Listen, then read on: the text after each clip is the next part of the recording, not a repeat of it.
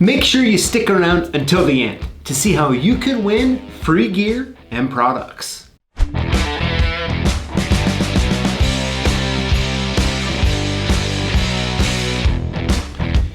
Hey, this is PJ with CLKsupplies, and I'm going to be going over the HO01 Honda Acura Transponder key. Now, this key is not in the top 10, okay? It's a little higher, but not much. However, the information is important, especially when it comes to cutting the key, which we'll get to in a little bit. Now, before I get started, I want to make sure that you download the PDF in the notes below. That's essentially a quick sheet with all of the information that I'm going to be going over in this video. And one last little thing before we get going here. As you noticed, I said it's the HO01 PT transponder key. However, a lot of times, when you look at an O and a 0 next to each other on text, it's very, they look similar, right? Very, very similar. Now, on this HO01 transponder key, it was used from about 2003-ish to 2005, all right? Now, that's why it really didn't hit that top 10 list. It was really of a short period of time. If you think about the most popular keys, well, they're gonna have the longest period of time of vehicle coverage. So that's, I believe, why that didn't happen on this one. But as far as the chip goes, it uses the Magamos 13, and it is a reusable chip, all right? So if you harvest it out of a existing key, you can put it in a new shell and you can reprogram it to a different vehicle. Now, when it comes to the test key, the part number for that is gonna be a HO01-test. Now, this is one of those, in some of the other videos that I go over the keys, sometimes I recommend just using the chipless key, which I'll get to in a minute, right? However, on this key, there is a good pricing difference between the chipless and just a standard metal-headed key that you could cut and try it out on, or you can also sell your customer as a HIDA key, right, that they can put underneath their vehicle. Now, when it comes to the chipless keys, I recommend the JMA chipless, all right? And the part number for this key is gonna be a TP00HOND-31.P. Now, this same chipless key is going to be used that you would use it also for the HO03 and the HO05. So this is a good one to stock up on to make sure you have good stock. Now, when it comes to the code series, all right, the code series technically is a K001 through a N718. All right, sometimes you'll see it listed as like a K001 to N999, all right? But technically it's a 001 to a 718. Now, what this means is that you could have a K001 or a N001 or some of the other letters between them. All right, now when it comes to cutting this key, all right, I've been really anxious to go over this and talk about it because if there is one key, okay, one key in all of keys, high security and standard keys, all right, this is probably the most difficult key to cut. Now, you might be saying, well, I thought, the edge style key like the B106 is tricky, and it is. However, this key, when it comes to duplicating it on a duplicator or even sometimes on a automatic machine, people typically have a very difficult time duplicating this key.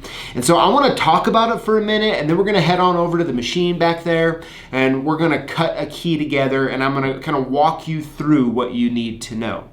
But this is the deal, okay? Honda keys are cut very interesting, all right? They're a 4-track key, and essentially is what happens on the outside of where the keys get cut. There is a web, okay? There's like a metal between it. It's called a web, but there's metal between both sides of the keys where the cuts are. And this thickness of that key affects a number of things. One, if it's too thick, it's not going to even go into the door lock, okay, or the ignition. And if it's too thin, when you pop it over, and you flip it over to duplicate the other side, you're not gonna be able to get it clamped down to duplicate the other side. I tell you what, I've been there myself. It is not fun. And that's why it's really important that you understand the specs of what you have going on, okay? This is the information that you need to know. First of all, the factory webbing between the two cuts on each side of the key, okay? That web needs to be a 0.035 in diameter, all right? So get your calipers out and mic that, all right? That's what it is. I also recommend you need to be miking any key that you're getting ready to duplicate and just see kind of where you're at, all right? This is the deal. If it gets over about a 0.040, in most cases, it's not going to go in. You're gonna duplicate it, take it out to the ignition or to the door, and you're gonna go to put it in, and it's not gonna go. It's gonna feel like it's not the right key. That's because that webbing is too thick. And then it's really not fun at that point, okay? It's not fun at all. The other thing that we have to always keep in mind, like I was just talking about, is that if that webbing gets too thin, like we're talking 0.030 or under, when you duplicate one side of the key and then you flip it over to the other side and you go to clamp it down, it's gonna pop up. Or sometimes you'll get it to clamp down, but when you start cutting it due to the vibrations, it's going to pop out, all right? And that's because that webbing is too thin. Now there's a variety of reasons that this can happen, and I highly recommend, okay, when you buy the HO01 or the HO03, any of those keys, or even this Honda JMA shell here, okay, you're going to get a high quality blade here. And a lot of times I find when you start running into consistent problems, it has a lot to do with just the total thickness of this key, the total height and width and all of that stuff. So you really want to be making sure you're using a quality key. And that's one of those things that it comes into when you're talking about the factory, or I should say, customer provided key. You want to be checking that and making sure you know what you're dealing with before you get going. So let's go ahead, let's head on over to the machine and let's cut a key together and I'll walk you through it. All right, so here we are. I'm gonna be using the Silka Swift Plus machine. It's a great machine for the price. Oh, I think I'm gonna sneeze here, sorry. All right, so we're gonna be using this Silka Swift Plus. I believe it's one of the best entry-level yet high quality, high security duplicators. Now, of course, if you have a automatic electronic code cutting machine for high security, by all means do it, but I wanna go over manually because if you're doing this and you don't have a lot of experience, it's pretty tough. Now here's the key that we're gonna be duplicating here, all right? It's just a code cut key. As you can see here, this is the webbing, and it's so important. Now this is perfect at a 0.035, all right? And that's what we're gonna be duplicating on, but you wanna always check that out. You wanna make sure it's even all the way along on both sides there, and it just all around, looks worthy to duplicate. Because, all right, so when we go in here, we wanna do a tip stop. Now remember, anytime you tip stop a high security key like this, you wanna make sure you can always try to get all of the cuts, all right, all of the cuts here on the actual jaw, okay? Not hanging off at all, ever, okay? So let me go ahead, I like to use this here as the tip stop. So what you wanna do is you wanna get this all the way put in, and you wanna put your finger on top of it here, because I know it can be kind of hard to see, but you have really, really got to make sure that it's flat, because that's what this key is gripping on, is the web on both sides, okay? The web is holding that key in, all right? So we're gonna get it put all the way in here. I'm gonna hold it down, then I'm gonna go ahead and tighten it, okay? Now when you do that, you wanna make sure it's obviously nice and tight. You also wanna kind of look down. I know it might be kind of hard for you to see right here, but you wanna just make sure this looks flat, okay? It looks nice and flat. Sometimes you'll put it in, you think you got it right, but how the key was cut, or the one you're dealing with, it's gonna be a little bit of an angle, okay? Don't cut it. You gotta get it perfectly flat here, okay? Should be in here nice and snug, like so. Once you do that, let's go ahead and we'll put the other blank key in, okay? Oop. And you want to really do the exact same similar thing here, okay? Once you have it like that, we're gonna be ready to start cutting. Now, forgive me if it looks a little weird when I'm cutting it, because the camera, how I had to move it in here to do this, makes it so I can't really be right in front of it here, but I'll do my best. Let's go ahead and get it turned on. All right. And we're just gonna trace the key, okay? We're gonna get it down here, and we're going to start tracing this key. Now you can, when you get your depth set, right up here, there's a little depth knob that you can go ahead, put it on there, tighten it down, and get it to work, okay? Now when you get it at the right depth, of course, you're gonna put it on there, tighten it down, we're gonna get it in here and cut this key. You want to go nice and smooth. All right.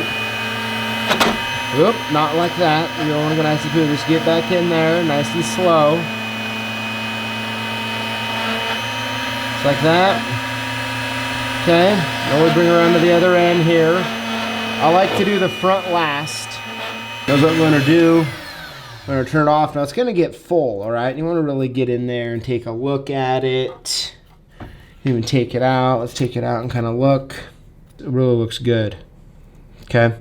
Now the big thing is now we got to flip it over and we got to put it on the other side here, right?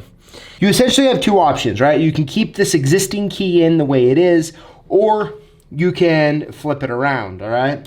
So I'm going to go ahead and get this key lined up here on the other side. Just like that. So I got my finger on there. Of course, now we want to look and make sure that it's nice and flat like it is. Okay, very, very important. And you always want to kind of just give it a little yank both ways, make sure that we're good to go, okay? Now, I'm going to choose just to leave this key in because it's a fresh code cut key. I'm just going to leave it in. We're going to duplicate the same side again. However, you can flip it, and on a key that is highly worn, it's kind of a 50-50 toss-up to flip it. Sometimes if you flip it, it'll cut well. Other times, due to the wear on it, it's not going to hold right. So you're just going to have to start to learn what the key looks like and what you can and can't do. And sometimes that's just going to come with a little bit of experience. But the most important thing is, okay, that you get it gripped down nice and tight and you're paying attention to that web.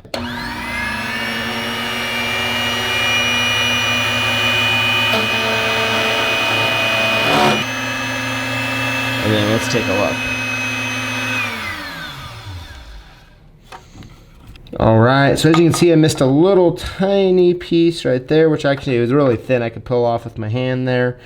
Let's see here. And what we really want to pay attention to is the actual webbing, okay? The webbing is going to be the most important. So as you can see there, that's a good looking key. And we're going to be good to go there. All right, so there you have it. Everything that you need to know about the HO01, not the HO01, right? Now, let me know what questions you have in the comments below. I hope this was helpful and that you download the PDF in the notes below. Thank you for watching, and we'll see you next time. I'm guessing if you just watched this video that you work with locks and keys. And to us here at CLKsupplies, that makes you a lock boss. And we wanna hook you up. Here's how it works. Throughout the week, we post videos on YouTube, like the one you just watched. And all you need to do is comment on the videos and include the hashtag lockboss. When you do this, you're automatically entered in to win one of 5 free prizes that we give out each and every week. No purchase necessary. So if you're a lock boss, join us each week to learn, grow, and win.